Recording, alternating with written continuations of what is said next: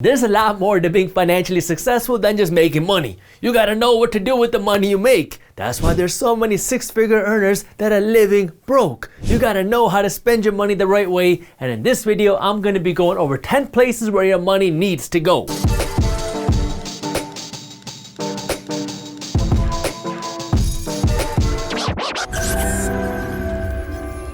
What's up everybody, I am Jaspreet Singh from the MinorityMindset.com, where money minds rethink rich. When most people talk about where your money needs to go, they give you a flow chart of what you need to do with your paycheck. So they say, okay, you just got paid from your job, now some of your money needs to go into your 401k. Now whatever's left is gonna go into your checking account, and out of your checking account, some of this money is going to be invested, some of this money is going to be saved, and some of this money is going to be left over for you to spend. I've already talked about what you need to do with your paycheck as soon as you get paid. So if you want to learn more about this, I will link that video for you in the description below. But in this video, I want to go a little bit deeper and talk about where your money needs to go to develop you and your finances. There's a lot more to life than money, okay? Now, this doesn't mean that money isn't important or that money doesn't matter. Anybody who tells you that money is important or money doesn't matter is either broke or delusional, because it costs money to eat and it costs money to feed other people. But you need to know how money plays a part in your life. This is my quadrant theory. If you're subscribed to our YouTube channel, you've heard me talk about this before. If you're not subscribed to our YouTube channel, you should probably do that. But this kind of lays out the 4 different aspects of our lives. You have the physical aspect, the mental aspect, the spiritual aspect, and then finally, the financial aspect. If you want to live a happy life, you need to be fit in all 4 of these things. You got to be healthy in all 4 of these areas if you want to be able to live a good life, and you want to start by being physically fit. Now, when I say physically fit, I don't mean that you have to have a six-pack. I mean, you got to be physically healthy. If you are morbidly obese or you're on your deathbed, it doesn't matter how much money you make. You got to be physically healthy enough first to be able to live your life. Then you gotta be mentally healthy. If you are struggling with depression or anxiety, or you're not happy, or you don't have people that you love around you, it is very hard to be happy. And if you're not happy, it doesn't matter how much money you make. More money is just gonna make you more miserable. After that, you gotta be spiritually fit. When I say spiritually fit, that doesn't necessarily mean religion. That means having a purpose in life. Why are you on this earth? What are you getting up to do every single day? You need to have a purpose for why you need to get out of bed every single day. Then, once you're physically fit, mentally fit, spiritually fit, this is where being financially fit comes in handy, because now you have money to amplify your life, and this is where you gotta know how to spend your money, and you need to know where your money needs to go. Then, at the tippy top, you see that right there? The last thing you gotta do is smash that thumbs up button below. That last part's optional. So when you have money, there's 10 places that your money needs to go, and these are in no particular order. First, some of your money needs to keep going back into your mind and developing yourself. Growing up, I was never a fan of reading. English is my second language, and I struggled in English class, and so I never liked reading books. The first books that I ever read cover to cover were business books, but even that was kind of hard for me because I've always been a slow reader. That's when I found out about audiobooks, but this is before Audible was a thing, so I used to listen to audiobooks on CD, and I still have a copy of some of mine. This one is The 7 Habits of Highly Effective People. I still got this one in my office. Most of us don't grow up with parents who are multimillionaires that just teach us how to become wealthy. And so if you don't know anybody who's wealthy or an investor in your circle, what you can do is break out of your circle by reading books, by learning from people who are actually doing it. I used to buy almost every personal development or business or investing audio CD that I could get my hands on, and I listened to it while I was driving, and when I finished it, I would just throw it in my back seat. And so the back seat of my car used to just be filled with audio CDs. Now it's a lot easier because you can just download Audible and have all your audiobooks on your phone. The interesting thing for me about reading books is when you read more books, you become smarter. And the smarter you become, the more you realize that you don't know anything. I like to think that I know a thing or two about finance, which might be why we just passed 800,000 YouTube subscribers. Thank you, you beautiful people. But I also know that I don't know everything, which is why I keep learning and reading more books and taking more classes. There's a quote that really stuck with me on this, and it said that the moment you stop learning is the moment you start dying, which is why you want to keep investing in your mind. Second, spend money on your health. I think it was Warren Buffett who originally said this, but imagine for a second that the day you turned 16, you got your license and you were given a car, but then you were told that this is the only car you'll ever be able to drive in your life. So no matter what you do, you'll never be able to get a new car. What would you do? Well, chances are you're going to take really good care of this car. You're going to get your oil changes, you're going to do the maintenance, you're going to keep it clean, and you're going to make sure it keeps driving well, because if it doesn't drive, then you're not going to ever have a car again. Now, same story again, but this time imagine that you replace the car with your body. You're only given one body, so take care of it. I work a lot, but I am not scared to invest money or time into my physical health. I try to go on a 5-mile walk every morning and go to the gym. At the very least, invest in a gym membership or some equipment so you can work out or exercise every single day. Get yourself some healthy food. Pay a little bit extra if you have to eat healthy. Don't just eat McDonald's all day every day, because this is the only machine that you ever get. I know this is a little bit ironic because Warren Buffett, who gave that original speech, loves eating McDonald's and drinking Coke, but he's an exception to the rule. Make your doctor's appointments, be proactive with your health, and if you don't feel mentally healthy, if you're depressed or you're anxious or you don't feel happy, get that taken care of. Go get a therapist, invest in it, whatever it takes, because if you are not mentally healthy, it doesn't matter what you're doing externally, because you're not going to be able to live up here. Third, on the financial side of things, invest some money into paper assets. This is what most people think about when they think about investing. You're investing your money in stocks or bonds or your 401k or your IRA. All a paper asset means is you're investing in something on paper. You're not getting anything really tangible. So if you go out and you invest in one share of the McDonald's company, you become one of the owners of McDonald's on paper, but you don't get to own a physical franchise. You don't own a building. You don't own any burgers. You own just a piece of the McDonald's company, and so you own their stock on paper. The advantage of this is it is very accessible. If you want to invest in the stock market, whether it's through your 401k or your IRA or your own personal account, it's not that hard to do. All you got to do is open up an account and fund it, and then you can put your money into whatever funds or stocks that you want. Our economy is made up of companies that sell products. This is where you can come in and you can own a piece of some of the biggest companies in our economy by buying some of their stocks on the stock market. If you buy one share of the McDonald's company, you become one of the owners of McDonald's. If you buy one share of Amazon, you become one of the owners of Amazon. You're not going to get to tell Amazon or McDonald's how to run their business, but you get to share in the profits when they make money. If you believe in the future of the economy, that means you think that companies are going to grow and make more money in the future.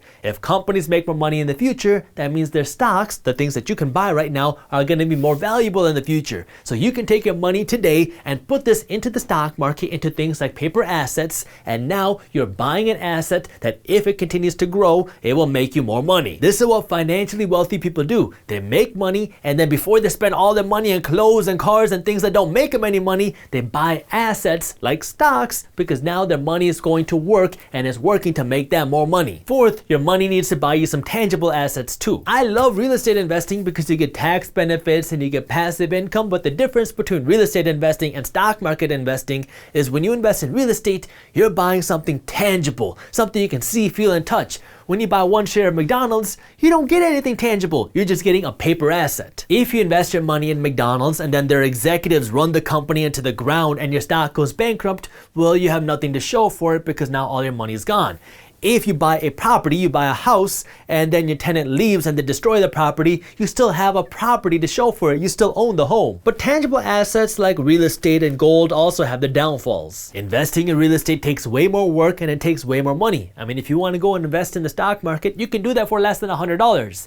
If you want to go out and buy a home, it's going to cost you way more than that. I mean, yeah, you can go out and get a loan from the bank, but you still got to have more money in order to buy properties. And real estate has a way bigger learning curve in order for you to get started. I mean, if you just want to invest in the stock market, you can invest in a fund, an index fund that gives you exposure to the entire stock market, and now you don't have to do any research. You just throw your money in the fund and that's it. If you want to buy real estate, you got to learn to deal with real estate agents and contractors and real estate accountants and real estate attorneys. Plus, with real estate, you are the CEO of your money, and it's your job to make sure your money makes you money. When you invest your money in McDonald's, you got the McDonald's CEO working to make you money. With gold, assuming you're buying physical gold bars, now you have something tangible. I mean, you can see, feel, and touch that gold, but you need a place to store it, which costs money, and that gold is not going to make you any money unless you sell it, and gold isn't producing any more value. When you invest invest your money in gold, it just sits there and looks back at you. It's not like buying a home where you can rent it out to a tenant who's going to pay you every single month. And it's not like investing your money in McDonald's or Amazon where you have a whole team of people working to make you more money. But you do want to balance out your paper assets by owning tangible assets, because if you see a paper asset crash,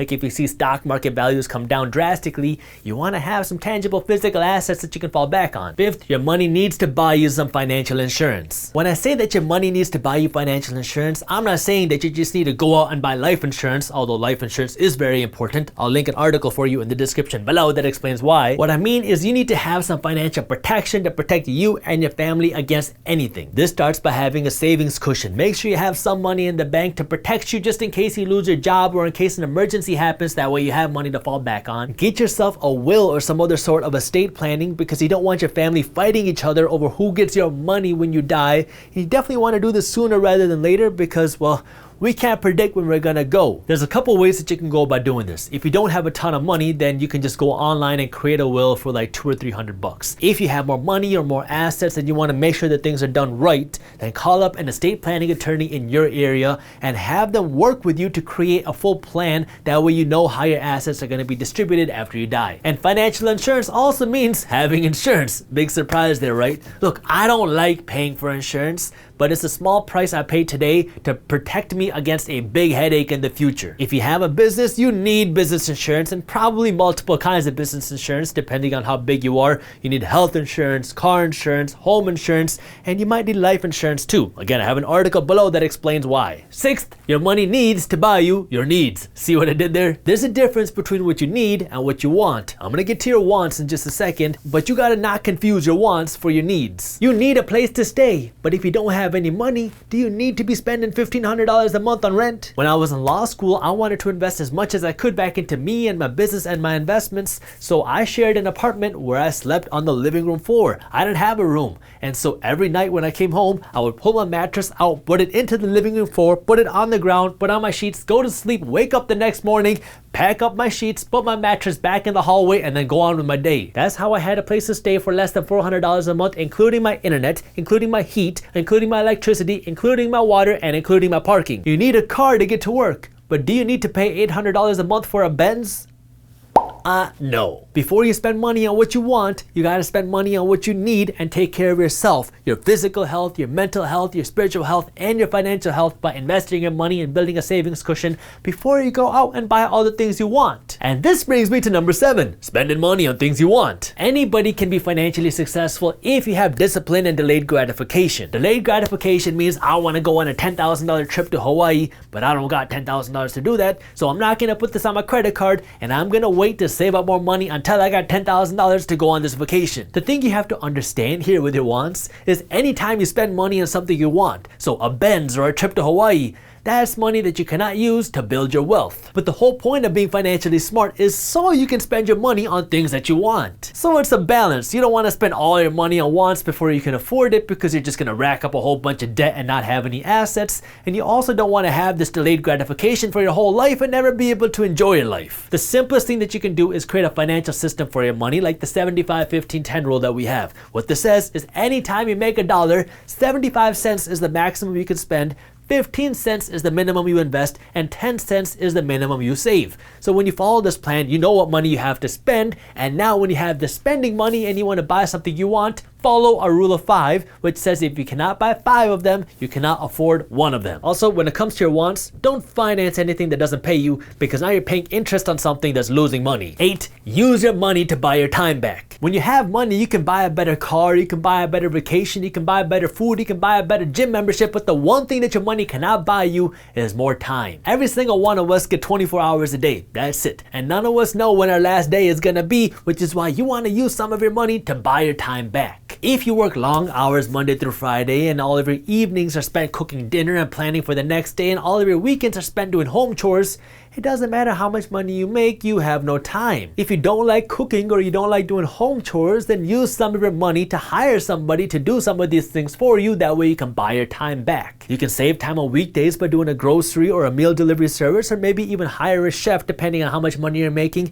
and you can hire somebody to help you with your home chores. That way you don't have to spend all of your time doing that. Now you're effectively buying your time back because now you have more time to do the things that you want to do. We can even put a dollar figure on this. If you value your time at $25 an hour and you can hire somebody to cook for you or clean for you or do your chores for you at $14 an hour, it is profitable for you to hire somebody else to do the things that you don't want to do. That way you have more time. And what are you going to do with this newfound time? Well, you can invest money in 9, doing things you like. You should want to live a fulfilling life, and that means doing things that you like to do. If you have a hobby, spend money on that. Try something new. Try an acting class, try a dance class, try a pottery class. Try new things, see what you like. If you have a spouse or a partner or a family that takes care of you, spend some of your money taking care of them. Again, the key here is to do this when you can afford to do it. These are not things that are going to give you an immediate ROI on your money, but these are things that you can spend your money on because now you have money. And number 10, use some of your money to give back. It costs money to eat and it costs money to feed other people. When you have money, you can take better care of yourself and you can take better care of your community. We've all been in tough situations before, and sometimes we just need a little push.